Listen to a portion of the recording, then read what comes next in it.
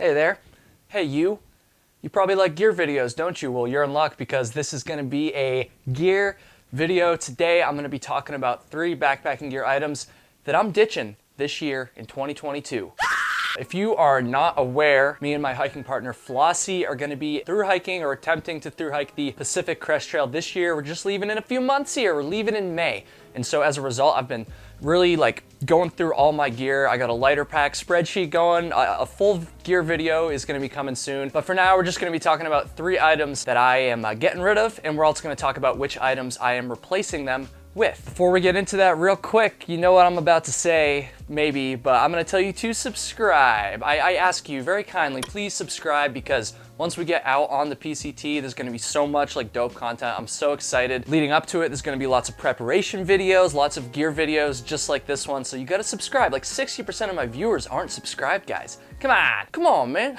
So if you're not subscribed, go ahead and do it. I want to get to 1 million subscribers before we leave in a few months here. I'm sure that's gonna happen, but go ahead, hit subscribe. Also, go follow me on Instagram at Kyle Hates Hiking. Gonna be posting lots of content on there. My Instagram's been popping a little bit, dude. I'm over 6,000 followers. Let's see if we can get that to 100,000 followers before I leave on my hike at Kyle Hates Hiking.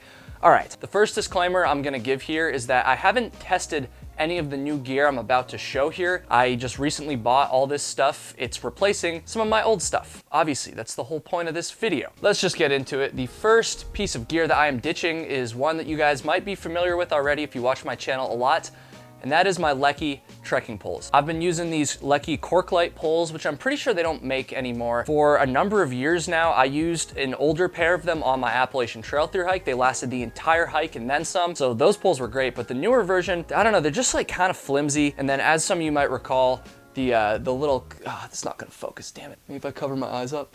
The camera focuses on your eyes, so did that work? Nope, I can't tell. My eyes were closed, but anyways, this little clip right here snapped off, not just once, twice to me, and then also once to my hiking partner Flossie. And so I wasn't a huge fan of this whole system. I also had a little issue with the strap breaking, and I got some old videos on that. But anyways, I'm not gonna be using these poles any longer. I did really like the knob right here. As we all know, everyone loves a good knob. I don't know, it's just time for something different. And for the replacement, in my last video when I was complaining about those poles, I asked my audience to suggest what I should get to replace them. There was a bunch of great suggestions, so thank you to everybody who commented what I should get. However, there was a clear pair of trekking poles that stood out, and they stood out for a number of reasons. Most notably was the price. And so here's what I got. Drum roll.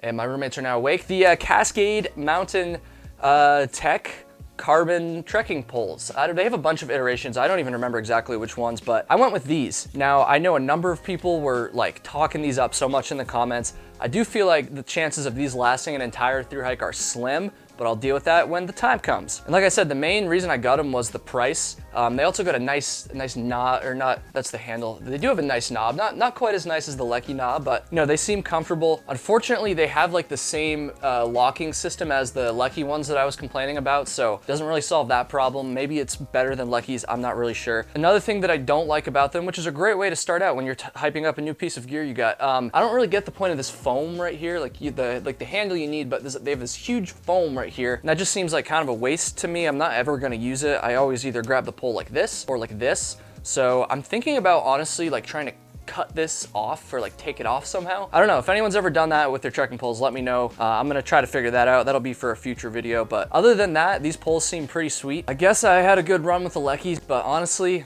there's only one place to put these now.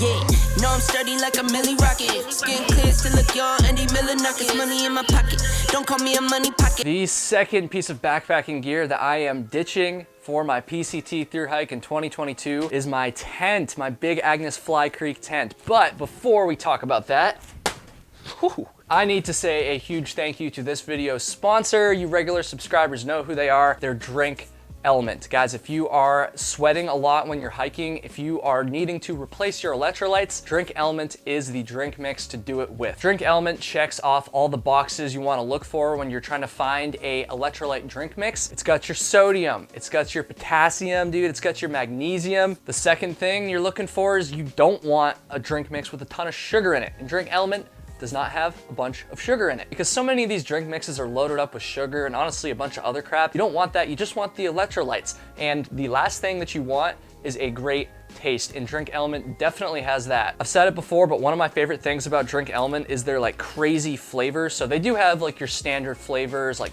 citrus and watermelon, stuff like that. However, they also step outside of the box, dude, and they have flavors like mango chili. They even have a chocolate salt, which is really crazy. I know at first I was like a little bit hesitant about this one, but I tried it. It actually is really good. It tastes like a chocolate milkshake almost, but it's healthy and it replaces your electrolytes. I'm not just asking you to buy this right now. I'm asking you to go to drinkelement.com/KyleHatesHiking. That's drinklmnt.com/KyleHatesHiking, and you can actually get a free sample pack of 8 different flavors. You just got to pay the cost of shipping.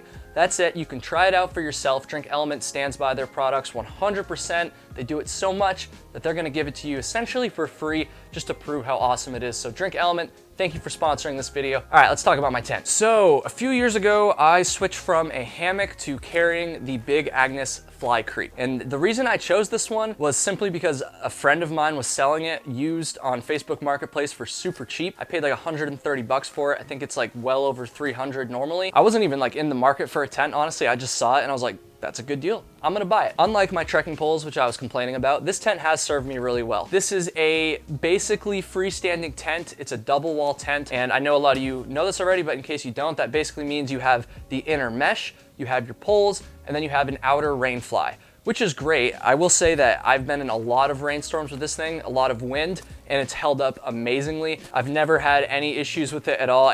Lately, the rain fly has been like dripping water in a little bit, but that's just because it's so old at this point. Like this is a pretty old version, so I can't even put that on Big Agnes. I'd probably just need to seam seal it again and it'd be fine. But due to the way this tent is made, just the fact that it's a double wall tent with poles, it's heavy. It's over 2 pounds, and I guess to be fair, for a 2-person-ish, almost freestanding double wall tent, that is a pretty like light tent. I remember back when this thing came out, it was one of the lightest tents on the market, but these days, it just doesn't hold up because there's so many other lightweight options out there. And so for my PCT hike, I'm gonna be ditching this in favor of the Gossamer Gear The One tent. This is a trekking pole tent, so it is not freestanding. However, it is significantly lighter. This thing only weighs just under 18 ounces. And I guess the tent stakes weigh a little bit more, but you get the point. I mean, not only is it lighter too, but look how much smaller this is. And like I said, I don't even have the poles in here. The poles, you know, are just about as long as this thing is. I'm honestly so excited to use this thing. I've only set it up once so far because our yard's been covered in snow. I am gonna be testing it out a little bit before I go, but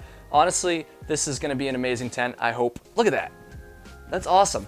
And so obviously it's a trekking pole tent, so I know a lot of you already know what that means, but in case you don't, here's some pictures of what a trekking pole tent is. You basically use your trekking poles to support the tent instead of having to carry your, extra, not stakes, poles. Yeah, like the North Pole, except not at all. Obviously, that's gonna save a lot of weight because you're not carrying those tent poles and you're already carrying your trekking poles anyways. You save a lot of weight. You save a lot of room in your pack too. It's great. This is a single wall tent, which means it's only just one structure. There's no inner mesh and outer rainfly, none of that. I've heard condensation is probably gonna be not very good in those kinds of tents. There's obviously gonna be trade-offs for the lighter weight gear, but I'm gonna be carrying this thing hopefully for 2,600 miles, dude. So I wanna go as light as possible. This tent's gonna help me do it. And also this is definitely one of the more affordable, like ultralight tents out there. So that's another big reason why I ended up going with it. It's only a few ounces heavier than like the Z-Packs, what is it, Plexamid, and it's significantly cheaper than that because I was honestly choosing between those two tents because they're very similar, but the price won me out on this one. It's super light, super affordable. We'll see what happens. Whoa, whoa, whoa. So anyways, the Big Agnes served me well, but it's going in the trash, bitches. Add it up, bankroll, euro, peso. And the third piece of gear that I am ditching in 2022 for the PCT, it's not as significant as the tent, but it's the Sawyer water bags for water storage. I'm still using the Sawyer Squeeze as my actual filter, 100%. For a long time now, I've carried one of these Sawyer bags just for like extra water capacity. Here on the East Coast, on the Appalachian Trail and stuff, I didn't really have to use it that much, but it's only a liter and it packs up pretty small, so I always carried it just in case. If I had to dry camp or something, like camp without being living near a water source, then I would definitely use it. However, a few videos ago, I was asking you guys what I should do for water storage capacity on the PCT. And I think what I'm gonna do, this isn't 100% yet, but I think what I'm gonna do is carry 2 1.5 liter smart water bottles. So that's 3 liters total. And then instead of carrying 2 of these, because I want to get to like 5 or 6 liters, probably 5 liters to start, I decided why do that when you can just carry 1 container for your water. So this is a 2 liter Platypus water bladder. This thing is super, super lightweight. I'm not sure how it stacks up. Honestly, just from doing this, it feels lighter than the 1 liter, and it's got more capacity. In addition to that, if I'm having to carry 2 liters of water in like a bladder on my pack, I kind of thought it'd be awkward to try to strap 2 of these to my pack. I figured it'd be easier to just do 1. With that said, this thing is like so lightweight that I'm a little bit concerned about it puncturing or not holding up. We'll see. You know, these are easy to replace. So if I'm out there, you know, as long as I don't die of dehydration, you know, I could replace it if it breaks, but I think I'm gonna go with this. Again, I'm not totally sure, so if you guys have experience with these in the comments, I'm a little bit scared, but let me know how it works and if there's any better alternatives. Maybe it was only like a few bucks, so I could always still replace it. And then Platypus, that's just like, that's such a dope name. Like, come on, Platypus, that's sick. I don't think that I'm gonna be screwing my Sawyer onto the top of it. In fact, I'm not even sure if the threads match up. I haven't even checked that yet, but I'm planning on only storing water in this. I'm not gonna be filtering out of it, so I'm not gonna be like putting pressure on the bag. And you know, I know that's a way that a lot of them break. I have heard a lot of people complaining about the flimsiness of these bags too, and I've never had any problems with them, probably because I don't filter out of the bag. I just put the Sawyer on top of the water bottles, and that's what I'm gonna be doing here. So we'll see how it holds up, but I've never been excited for a water bladder before in my life, but I'm kind of excited for this thing, dude. 2 extra liters. That'll bring my water capacity to 5 liters. Maybe I need more. So I don't know, let me know. On the last video, there's tons of comments, anywhere from like 4 liters to one guy was like, you should carry 10 liters. I'm like, I'm probably not gonna carry 10 liters. I don't know, like 5 or 6 seems like the sweet spot. Let me know. And once again, be sure to subscribe, everybody. This through hike is gonna be one of the most epic things that I have ever attempted. I'm so excited to share it with all of you guys. So yeah, you gotta subscribe. You gotta hit the bell too, so you're gonna be ready. You're gonna be notified whenever we post. You're gonna be able to keep track of us, which sounds kind of weird. I'm stoked. We got more gear videos coming very soon. In a few weeks, I'm gonna have a full gear list for my PCT hike. Thanks for watching, everybody.